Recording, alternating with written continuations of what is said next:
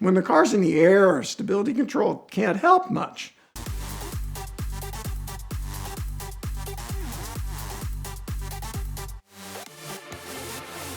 I love Pikes Peak, and I have now been up to that race 6 times.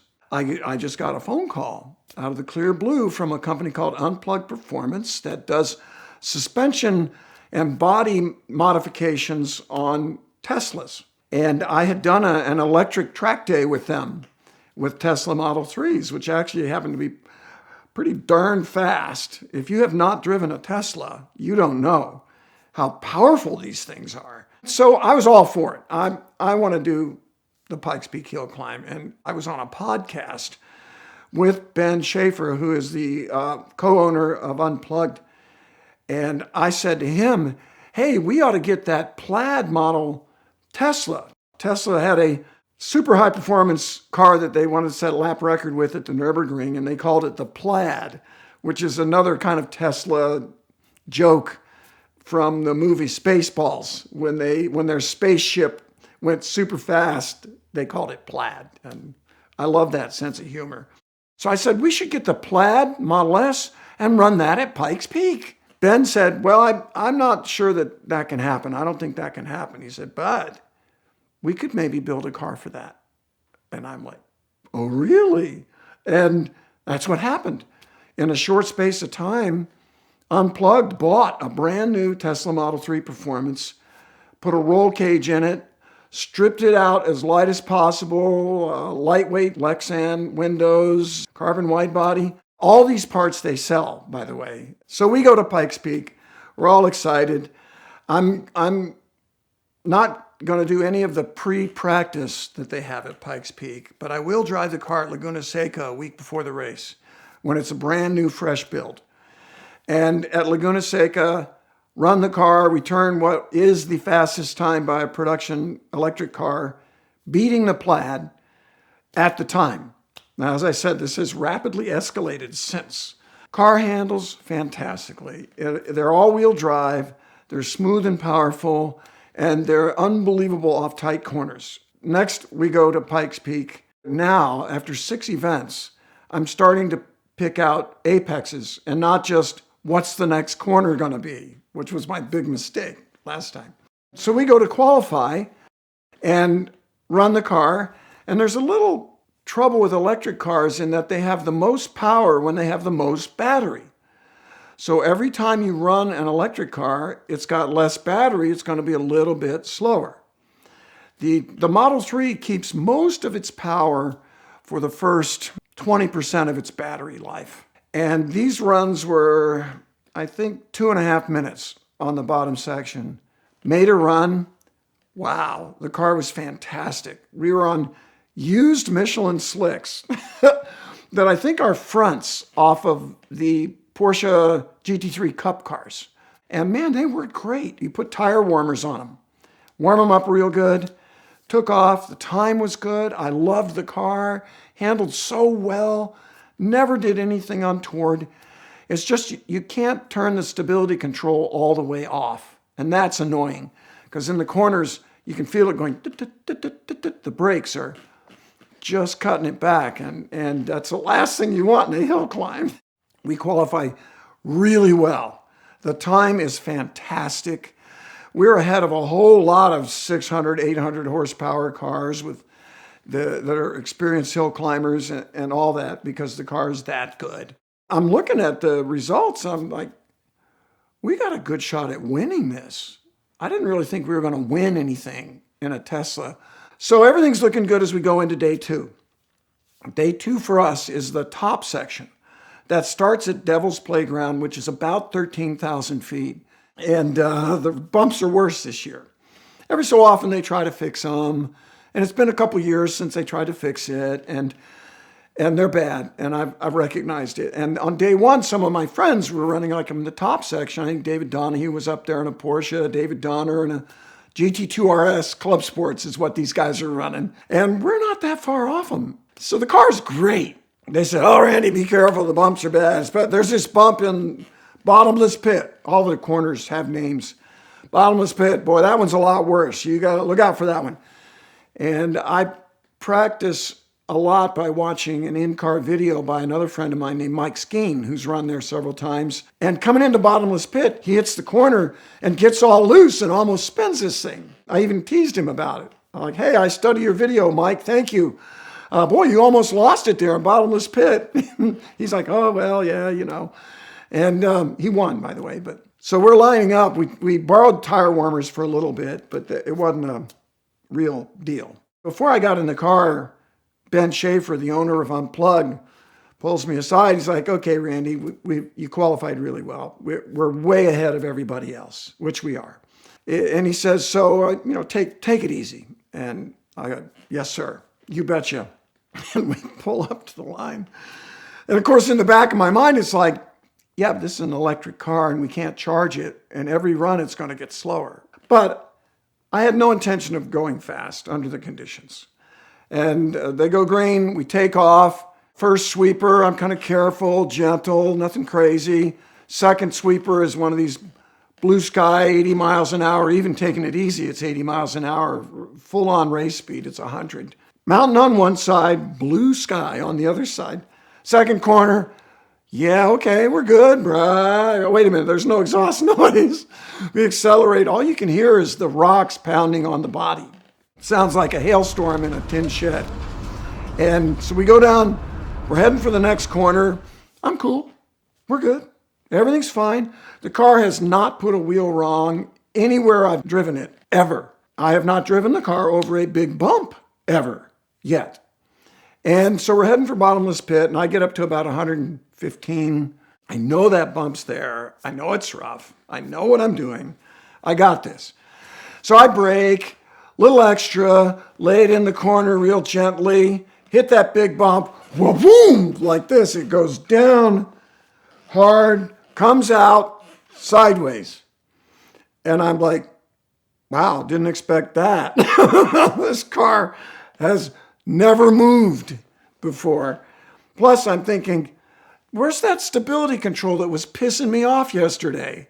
Why are we even sideways? Well, when the car's in the air, stability control can't help much. So we're sideways, no problem. I do this all the time. I whip the wheel in there and catch that slide, steer into the skid. Then there's a second coming with car control. This is something that I love to coach on because it's so important for those of you that like to drive fast. And when you correct, where's the wheel? Well, it's turned a lot. If you catch the slide, you got to straighten it back out. Part of the reason this thing got so sideways too is the tires are cold. I'm just not being as careful as I should have been, But the evidence is me sideways. I try to correct it, and the electric assist is a little lazy. It's like through molasses for a moment. It's like, well, that's all it took. That was all she wrote. There are nails in the coffin. That was the last one. And I was like, oh! And instead of going this way, we are now going this way. Now we're going the wrong way in a hurry. Well, I was running about 68 when this all started, 68 miles an hour, which is not crazy. But it got sideways. Now I'm going the wrong way, off to the side, and I'm trying to bring it back in, but, cold tires, dirty road, first run of practice. Don't push hard in your first run. This was the third corner I saw that morning. Slowing down all I can, but we're still running about 40. But it's a glancing blow. There's a beautiful stone wall there that was probably built in the 30s by Roosevelt's Parks program to stimulate the economy in the Depression. I'm not kidding. It's probably that old. And you know why they call it Bottomless Pit? Well, same reason the wall's there. On the other side of that wall is the bottomless pit. Well, I just skimmed it. But car hits it hard. It's in the air. Everything's hard at Pikes Peak. Then it heads into a ditch. And I'm already depressed. I'm not scared. I don't get scared in crashes. I get depressed. I'm like, I am wrecking this car. And Ben's words are ringing in my ears. And so we slam off that wall and we land in a ditch and the car whips around and we have really broken up all four corners. Body looks pretty good, but the wheels have taken the blows, and that car is crashed. And I still feel so bad about that. It's terrible. I'm with the owner, and we're going around the car looking at everything that's broken. Oh man, oh man. It's hurt bad. In fact, the worst thing, we noticed that the mounts on the rear electric motor were broken off. At that moment, it looked very dark. This was before I got Ben Schaefer hooked up with Joe Brenner. Joe was like coming down from the heavens on a shaft of light. Because he had access to this body shop, Eurocars, and they had Tesla-trained body techs. What Ben did was he bought another car, another Tesla Model 3. He bought it from Tesla.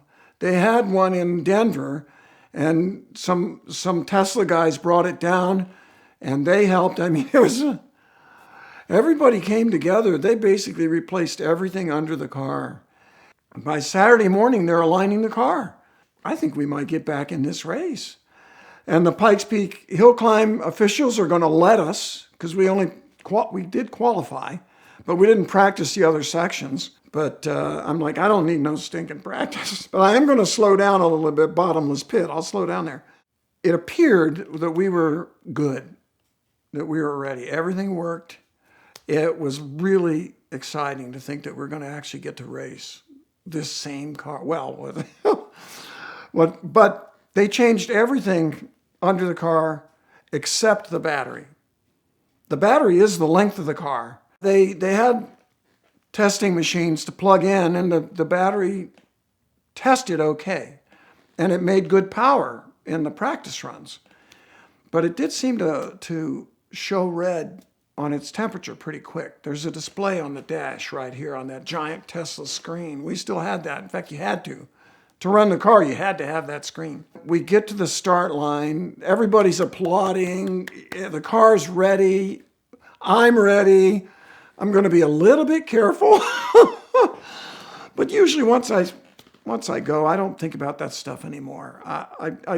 My brain just sets into race mode, and I just do what I do. And 99% of the time, it turns out great. 1% of the time, stuff like this happens. So we leave the line, and the car's rocking. But we're running these Hoosier slicks. We decided to run a different tire. We had a Super Trick Hoosier slick that we bought. So the car feels a little wobbly. I can't quite figure out what's going on there. But it rained the night before, and the road was dirtier. These are all things that happen at Pikes Peak. It's the beauty of it. It's not a laboratory environment. So a minute or two into the run, the power's not what it ought to be. They're about 450 horse with a lot of torque, especially off the line. Do not drag race against a Tesla. You will lose. And I look over, and the battery is red, like a minute and a half in. Well, shoot, we'd run 15 minutes at Laguna flat out, no problem, in 95 degrees. We had a little switch. They said, if it gets hot, hit that switch. And so I went for the switch, which turns on more of the CO2. It's not nitrous oxide. And that didn't help either. And so now we're going up the mountain, but we're like half power. And it's a hill climb. The grade is as much as, I think, 20% in some places. There are all these hairpin corners, switchbacks, total switchbacks, perfect for an electric all-wheel drive car because of that low-end torque and put the power down so well.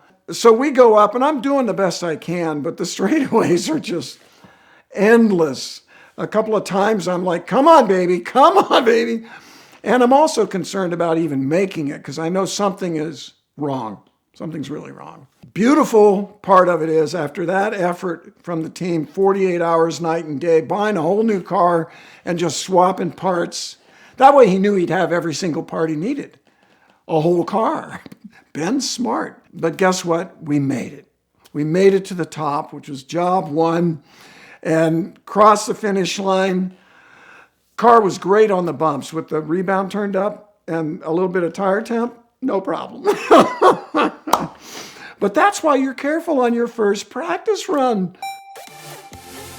We'd like to thank Dream Car Exchange for supporting the VinWiki YouTube channel this month. DCX is an enthusiast marketplace with auctions for amazing cars happening now. We've got some awesome things planned with them over the next few weeks that I think you'll enjoy, so please stay tuned. But now, browse on over to their site and see if your dream car is the next one across the block.